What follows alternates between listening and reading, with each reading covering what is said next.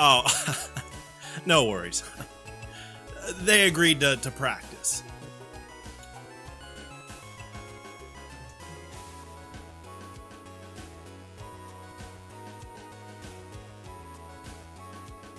What's going on?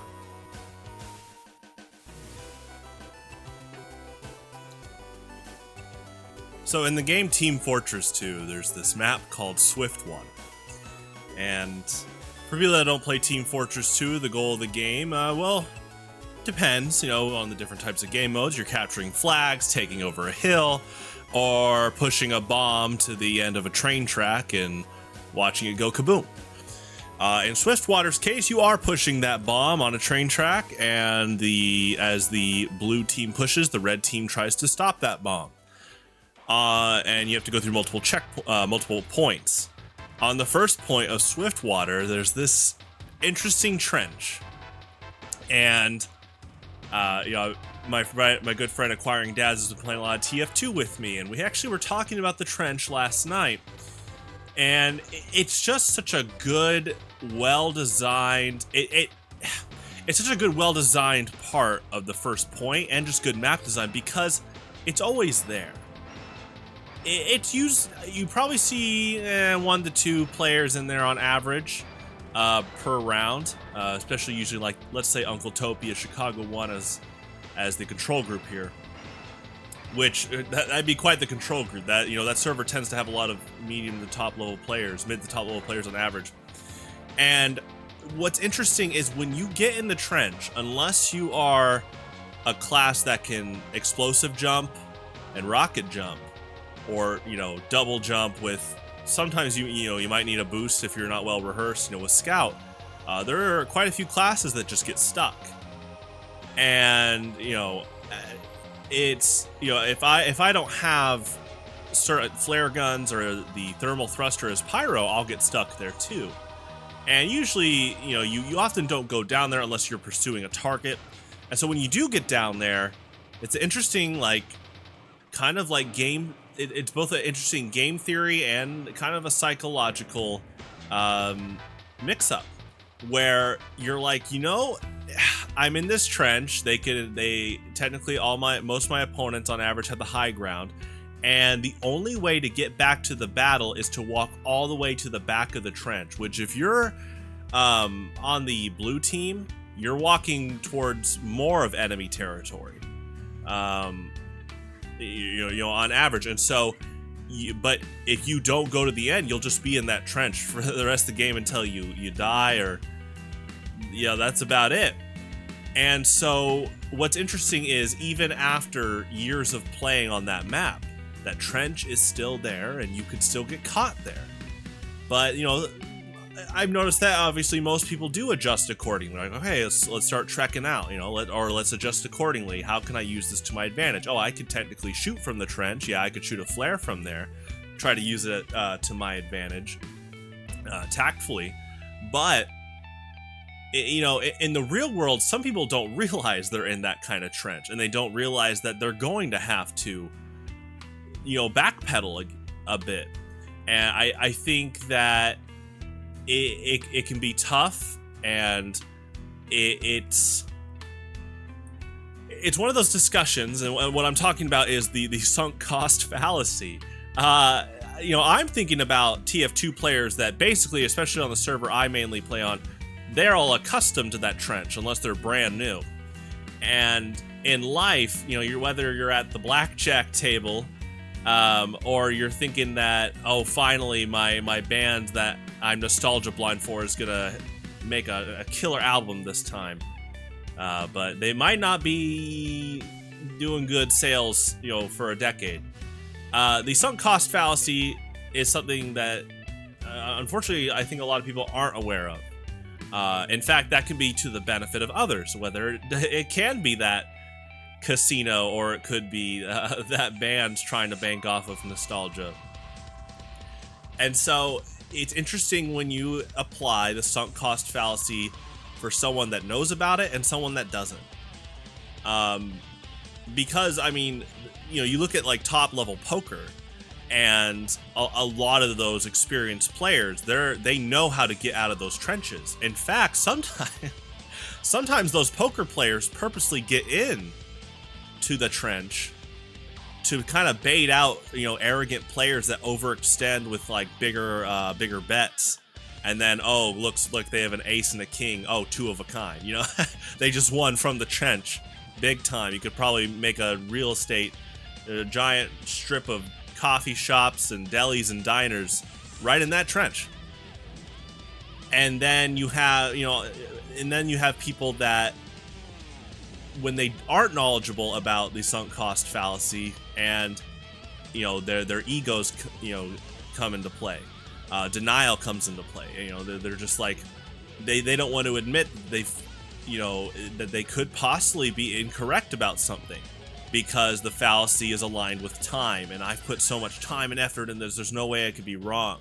One of my favorite quotes that I've said on here for multiple times is "Humility is a virtue," by good old Thunder Hawk. And it is amazing how much the lack of humility and how much pride being the killer of man really circles around the sunk cost fallacy. And we're not just talking about money. Sometimes the sunk cost fallacy gets involved in politics, social politics, and people getting the wrong idea about other people. And they're not, going to venture out to educate themselves for a broader perspective. They might be manipulated. And by being manipulated, if they don't question who's manipulating them, they're already in the trench. And as they get further in the trench, it's harder for them to even think about, what if we're incorrect? What if we're hurting other people that... No, there's no way. There's no way I'm being told lies about this person. And so, with the sunk cost fallacy, pride is the killer of man. And that willful... It comes to the point where it really does become willful ignorance.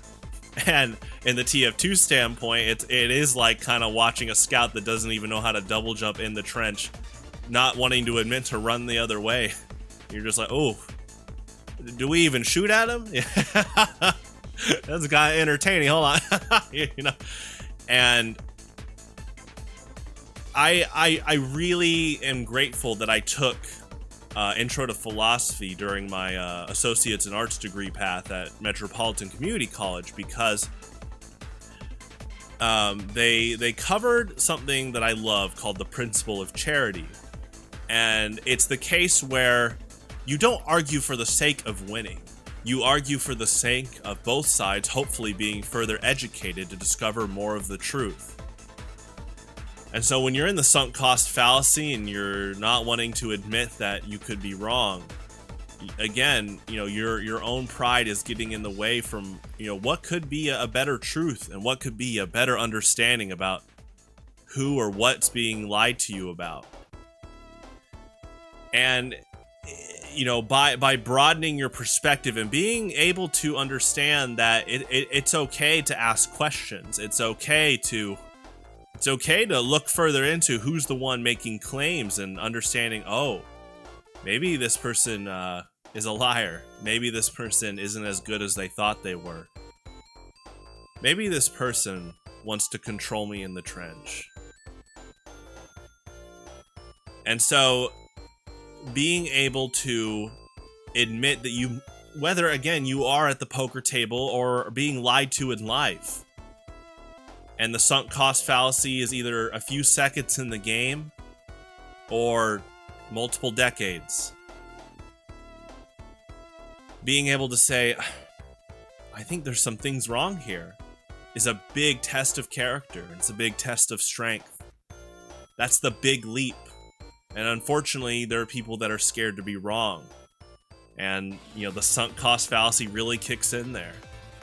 And full circle, this is where a lot of those good poker players can really take advantage of the newer ones, or the ones that still have weaknesses of, big amounts of pride. They might have called a bunch of poker chips in during the round. And then when they realize that their opponent might actually have really good cards, with, you know, it's not even a bluff, you know, do they still go? It's really interesting when you play off that. You play off pride, and you also play off the fact that someone might not want to admit that they're gonna lose. And I think out of that fear of failure, you know, it's something that you hope that, you know, whether it's at the end of that poker game or it's multiple decades of someone having to leave a group, and you want that person to hopefully realize that you are strong for questioning, you know, your own pride. You know, start developing a healthy sense of pride and self-worth by redeveloping yourself with things like the principle of charity and having integrity, you know, and being able to do good things without anyone even seeing it. So that trench in TF2, what a entertaining piece of the map, and just what an entertaining, you know, aspect of, you know, not just dynamic gameplay, but seeing how people adjust. Because, you know, last night Acquiring Dads was talking me about, you know, it's like it was pixel jumping and you know, these spy tactics, and he's telling me how he got out, he can, you know, with spy you can get out of the trench, which I didn't know you could do that, like, early on, and not just run out. And that's awesome. And it's cool to see how people adjust when they're, quote, put into a trench. Again, going back to those professional poker players, even when it seems like they're cornered, there could be ways that they could adjust accordingly. And I think when your mind is actually stuck, you know, again, especially if you're being manipulated by someone else, they often don't want you to creatively think and challenge things. But if you do, you know, it liberates yourself and lets you become, you know, stronger. And in this case, you know, Acquiring Dads is probably going to sneak out of that trench next time we play on that map. So I think that, you know, again, whether it's the next time you're at the blackjack or poker table, or if you feel like someone's lying to you, it's okay to realize that even though if you felt like you've put a lot of time into believing in something, if you think that the possibility is that it might not be good, it's important to readjust. And I think it's that fear of failure, and that's the key word: readjust. You know, you say fear of failure, but it's like, you know, at the blackjack table you could still have chips. You know, it's, you know, I mean, I love that statement of, you know, you might lose the battle, but you could win the war. And I think a lot of people, you know, their own pride fogs them from the foresight of possibly winning the war, because the idea of sacrificing a game or like a round can be tough for them. And then ironically, they lose the whole war because they just keep going on a trajectory that might not be favorable for them. And I'm all about, again, being witty and adapting accordingly. And that's a great thing. I think there's a typo there.